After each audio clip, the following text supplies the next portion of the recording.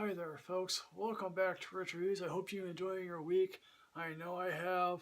So, the latest of films that didn't get a wide release in theaters, didn't make much money, or found their way onto the internet. The latest of these films is The Vanishing of Sidney Hall, and this is written and directed by Sean Christensen, who early in the process of writing a film thought to himself, okay, maybe I'll make this film about a musician who disappears and such and whatnot. Well, of course, there's already a film like that, and that's called Eddie and the Cruisers. If you haven't seen that film, check it out. It's not the greatest film in the world, but check that film out. So Sidney Hall is a teenager in high school who writes a generations-defining book called American Tragedy, or Suburban Tragedy, I think it's what it's called. And apparently this takes place in 3 different timelines. One is when he's in high school, once in his 20s, when the book that has become a great success has now inspired people to commit suicide because of the book. And in his 30s, when he's become a recluse and wandering the United States because he doesn't want to be found. Do any of these 3 timelines make all that bit of difference to you? I don't really know. Now, when he's in high school, he's one of those high schoolers that is like, literally, he is annoying in high school. And the inspiration for this book that he writes about is this high schooler played by Blake Jenner. And if Blake Jenner wants to be a high schooler for the rest of his life, God bless him. I could watch him play high schooler all day. Or maybe Fonzie, for all I know. One of his, I think his guidance counselors is trying to say to him, hey, look, you need to pass your class because he's in this one class with the teacher who's going to fail him.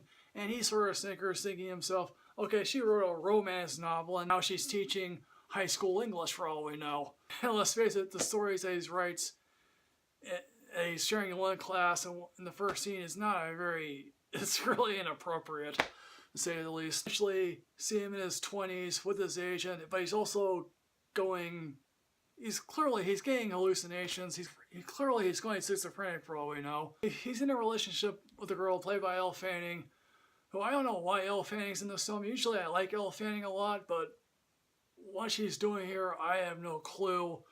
She gets a death scene. Spoiler alert for anyone who's going to watch this film. Spoiler alert. She gets a death scene that's so laughable that I'm thinking to myself, really?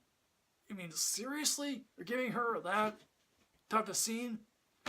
Also, we get Michelle Mahan as Logan Lerman's mother, which, hey, look, your mother is Michelle Mahan. Good for you. Whatever else. Now, when Logan Lerman's in high school, he decides, okay, I'm going to move to Los Angeles with Elle Fanning to write this book. And the mother is like, why in the world would you want to move out? Now, clearly he gets an advance, but it's like, if you're a high schooler and you think to yourself, okay, I'll go to Los Angeles and make something out of myself, 9 times out of 10 you're back within 1 or 2 years crying to yourself without any money, basically, here. He's in his 30s. He's wandering country like Bob Dylan, I guess, or maybe that's what the inspiration is for. But then again, if you want to see something about Bob Dylan being a recluse, go see I'm Not There with him being played by Richard Gere, of all things. Obviously, what I haven't told you already about him in his 30s is that there is someone played by Kyle Chandler who's credited here as the searcher, and his revelation about who Kyle Chandler is, and it's always great to see Kyle Chandler doing most things here, but it's like, his revelation about who he is one of the greatest letdowns I've seen in a while. And here's the thing, I mean, if you're looking for a film about an author and his work, watch Rebel in the Rye. I haven't seen that, but I heard it's reasonably decent, about J.D. Salinger. Go see The End of the Tour about David Foster Wallace, who I think Logan Lerman here references, as Jason Segel as Wallace, and I think Jesse Eisenberg as Lipinski, and that majority of that dialogue is word for word from the interviews.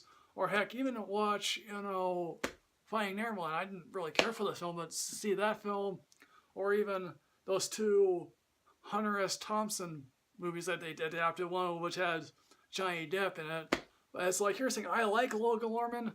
I think he started 2 of my favorite films, 3:10 to Yuma and The Perks of Being a Wallflower. He also was in Fury, which, how in the world Fury didn't get nominated for this picture, I don't really know. But here, he barely registers the character at all. And again, I doubt a guy like him would write an age-defining book. He also has the most lovable beard I've seen a 30-year-old have on his face. So I'm going to say here, folks, The Vanishing of Sidney Hall, to me, I'm giving this an only see it when you're drunk, because it's just, it really goes nowhere. We really deserve better in this really crappy year of films that we've gotten so far. So, the Disappearance of Sidney Hall, have you seen it? What's your favorite film about an author? As always, folks, like, comment, subscribe, and enrich yourself with knowledge. I'll see you next time, folks. Yes.